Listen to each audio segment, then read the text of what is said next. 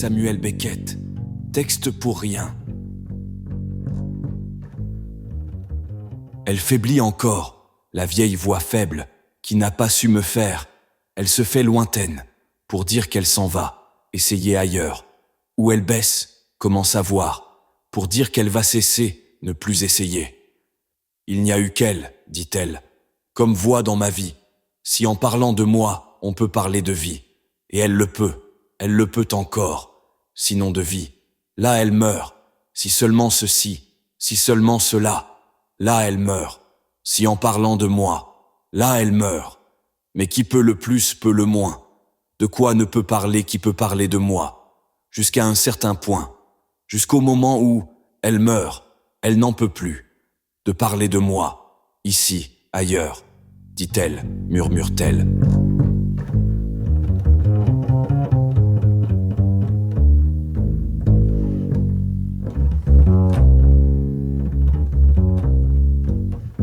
Qui?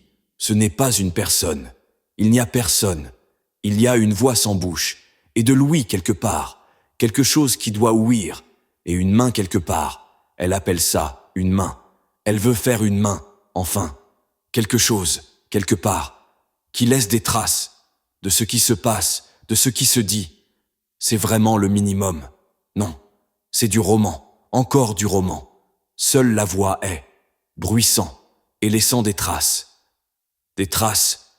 Elle veut laisser des traces. Oui, comme on laisse l'air parmi les feuilles, parmi l'herbe, parmi le sable. C'est avec ça qu'elle veut faire une vie. Mais c'est bientôt fini. Il n'y aura pas de vie. Il n'y aura pas eu de vie. Il y aura le silence, l'air qui tremble un instant encore avant de se figer pour toujours.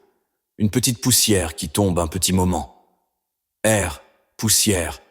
Il n'y a pas d'air ici, ni rien pour faire poussière.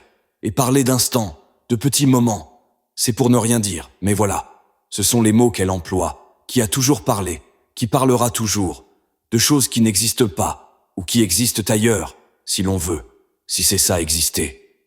Mais voilà, il ne s'agit pas d'ailleurs, il s'agit d'ici. Ah, elle y est enfin, elle y est encore, il fallait sortir d'ici, aller ailleurs, là où le temps passe et les atomes s'assemblent.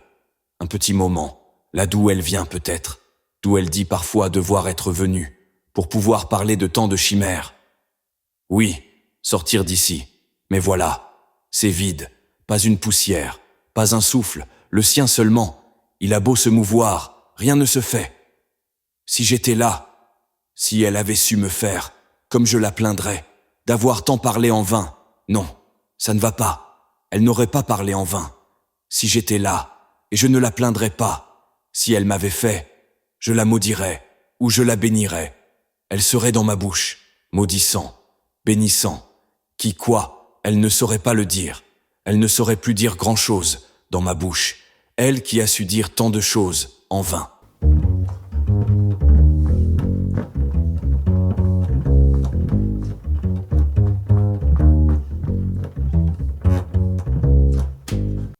Mais cette pitié quand même qui est dans l'air, quoiqu'il n'y ait pas d'air ici, qui puisse porter de la pitié, mais c'est une expression. Faut-il s'y arrêter, se demander d'où elle sort? Elle se le demande. Et si ce n'est pas un petit espoir qui luit, méchamment, parmi les traîtres cendres, autre expression. Petit espoir d'un petit être après tout, genre humain, larme à l'œil avant d'avoir rien vu. Non, il ne faut pas plus qu'au reste. Il ne faut plus s'arrêter à rien. Rien ne doit plus l'arrêter, dans sa chute ou dans sa montée. Elle va peut-être s'achever dans l'aigu, sur un hurlement. Vrai, il n'a pas souvent retourné du cœur, au propre, au figuré. Mais ce n'est pas une raison pour espérer, quoi, qu'il n'y en aura jamais un, à envoyer crever là-haut, parmi les ombres chinoises. Dommage, dommage. Mais qu'est-ce qu'elle attend à la fin, puisque c'est décidé, puisque c'est forcé, pour fermer sa grande gueule morte, encore une locution, d'avoir réuni toutes ces conneries peut-être, dans un cadence digne du reste. Dernière question de toujours, pose de petite fille dans les draps de la fin. Dernières images, fin des songes, de l'être qui vient, de l'être qui passe, de l'être qui fut, fin des mensonges. Est-ce possible? Est-ce là enfin la chose possible Que s'éteigne ce noir, rien aux ombres impossibles. Là enfin la chose faisable. Que l'infaisable finisse et se taise le silence.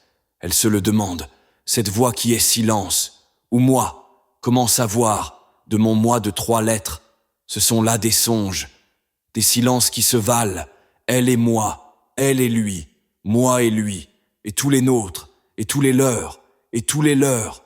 Mais de qui, songe de qui, silence de qui, vieille question, dernière question, de nous qui sommes songe et silence. Mais c'est fini, nous sommes finis, qui ne fume jamais, il va ne plus rien y avoir là où il n'y eut jamais rien. Dernières images.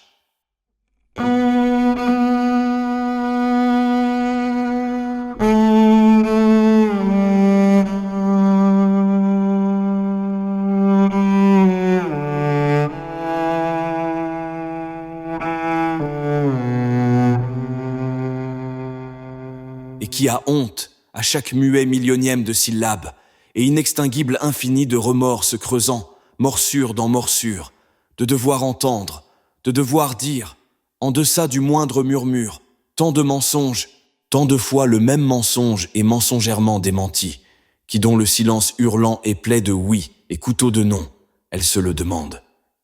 Mais le désir de savoir qu'est-il devenu, elle se le demande, il n'y est pas, le cœur n'y est pas, la tête n'y est pas, personne ne sent rien, ne demande rien, ne cherche rien, ne dit rien, n'entend rien, c'est le silence. Ce n'est pas vrai, si, c'est vrai, et ce n'est pas vrai, c'est le silence, et ce n'est pas le silence, il n'y a personne, et il y a quelqu'un, rien n'empêche rien. Et la voix, la vieille voix faiblissante, elle se tairait enfin que ce ne serait pas vrai. Comme ce n'est pas vrai qu'elle parle, elle ne peut pas parler, elle ne peut pas se taire.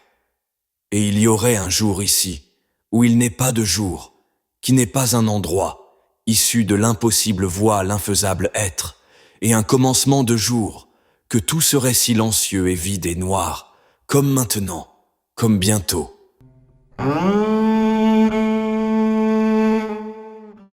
Quand tout sera fini, tout dit, dit-elle, murmure-t-elle.